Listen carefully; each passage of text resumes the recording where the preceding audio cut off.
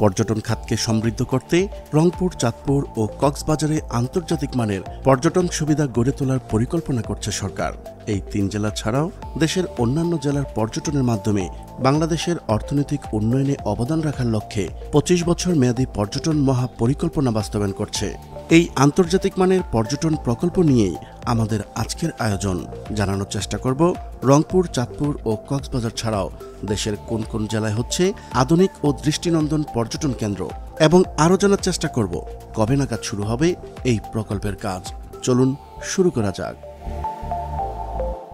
পর্যটনের মাধ্যমে বাংলাদেশের অর্থনৈতিক উন্নয়নে অবদান রাখার লক্ষ্যে 25 বছর মেয়াদী পর্যটন মহা পরিকল্পনা বাস্তবায়ন করছে বাংলাদেশ সরকার। বাজেট বক্তব্যে অর্থমন্ত্রী আবুল হাসান মাহমুদ আলী বলেন, 2041 সাল নাগাদ জাতীয় অর্থনীতিতে পর্যটন খাতের অবদান হবে $477 কোটি মার্কিন। এই পর্যটন সম্ভাবনাকে কাজে লাগানোর পাশাপাশি কক্সবাজারকে সিঙ্গাপুর, হংকং সহ দ্বীপভিত্তিক অর্থনৈতিক হাবের আদলে গড়ে তোলার জন্য সরকার মহা পরিকল্পনা বাস্তবায়ন করছে। আধুনিক আন্তর্জাতিক বিমানবন্দর ও রেল সংযোগ, অর্থনৈতিক অঞ্চল, বৈদ্যুতিক হাব নির্মাণের পাশাপাশি কক্সবাজারে নির্মিত হচ্ছে দেশের প্রথম দ্বীপভিত্তিক পর্যটন পার্ক। মেরিন ড্রাইভ সড়ক, গভীর সমুদ্র বন্দর, সাবরাং পর্যটন পার্ক ও অর্থনৈতিক অঞ্চল সহ 25টি মেগা প্রকল্প সহ 77টি বাস্তবায়নের কাজ ইতিমধ্যে চলমান। এসব প্রকল্পে বিনিয়োগের পরিমাণ 3 লাখ কোটি টাকারও বেশি। জাপান বাংলাদেশের যৌথ উদ্যোগে চাঁদপুর সড়ক উপজেলার মেঘনা নদীর পাড়ে আন্তর্জাতিক মানের পর্যটন কেন্দ্র স্থাপন করা হবে। পদ্মা, মেঘনা ও ডাকাতিয়ার মিলনস্থল চাঁদপুর। পর্যটন বিকাশের অপার সম্ভাবনা রয়েছে এই চাঁদপুরে। নদীর পাশ ঘেঁষে পর্যটন শিল্প গড়ে উঠলে স্বল্প খরচে অনেক বেশি বিনোদনের সুযোগ পাওয়া যাবে। পর্যটন শিল্পের সঙ্গে জড়িত যদি এখানে বিনিয়োগ করেন তাহলে স্থানটি বিশ্বের কাছে নতুনভাবে পরিচিতি পাবে। সেই সঙ্গে চাঁদপুর জেলার আর্থসামাজিক উন্নয়ন সহ নতুন কর্মসংস্থান সৃষ্টি হবে বলে মনে করেন খাত সংশ্লিষ্টরা। উত্তরবঙ্গের একটি ঐতিহ্যবাহী জেলা রংপুর। প্রয়োজনীয় পৃষ্ঠপোষকতা আর প্রচারণার অভাবে অযত্ন অবহেলায় পড়ে আছে রংপুর অঞ্চলের প্রায় 1.5 শতাধিক পর্যটন কেন্দ্র।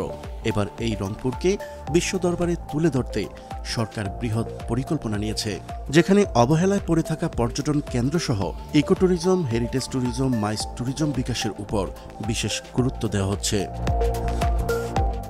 যদি রংপুরে আন্তর্জাতিক মানের পর্যটন সুবিধা বৃদ্ধি করা যায় তাহলে শতরঞ্জি খ্যাত আরও ছড়িয়ে পড়বে। এছাড়া বেনারসি পল্লীতে আরও কর্মচাঞ্চল্য বৃদ্ধি পাবে। পাশাপাশি হাড়িভাঙ্গা আমকে ঘিরে ব্যাপক মানুষের কর্মসংস্থান সৃষ্টি হবে। এখানকার অনেক কর্মী, বিশেষ করে নারীরা অল্প টাকায় পরিবার রেখে দেশের দূর দূরান্তে শ্রম বিক্রি করছেন। তখন তারা এখানেই তাদের কাঙ্ক্ষিত কাজ খুঁজে পাবেন। এছাড়াও চট্টগ্রামের পার্কি, নোয়াখালীর হাতিয়া ও নিঝুম দ্বীপ এবং চাঁপাইনবাবগঞ্জ জেলার মহানন্দায় পর্যটন কেন্দ্র নির্মাণ করা হচ্ছে। এছাড়াও টাঙ্গুয়ার হাওর, সুন্দরবনের শরণখোলা ও পাহাড়পুরের সোমপুর মহাবিহারে পর্যটক সুবিধা এবং পদ্মা সেতুর মাওয়া প্রান্তে ট্যুরিজম কমপ্লেক্স নির্মাণের পরিকল্পনা রয়েছে। এই মহা পরিকল্পনাটি বাংলাদেশের পর্যটন খাতকে পুনরুজ্জীবিত করার একটি বিস্তৃত রোডম্যাপ হিসেবে কাজ করবে। প্রিয় দর্শক, আজ এই পর্যন্তই। শুরু থেকে শেষ পর্যন্ত চেষ্টা করেছি বাংলাদেশের পর্যটন খাতের সর্বশেষ ও সঠিক তথ্য উপস্থাপন করতে। কোথাও কোনো তথ্যগত ভুল কিংবা আপনার পরামর্শ থেকে থাকলে তা কমেন্ট করে জানাতে পারেন। আবারও দেখা হবে নতুন কোনো বিষয় নিয়ে। ততদিন পর্যন্ত মহান আল্লাহ তাআলা সবাইকে ভালো রাখুক, সুস্থ রাখুক। আল্লাহ হাফেজ।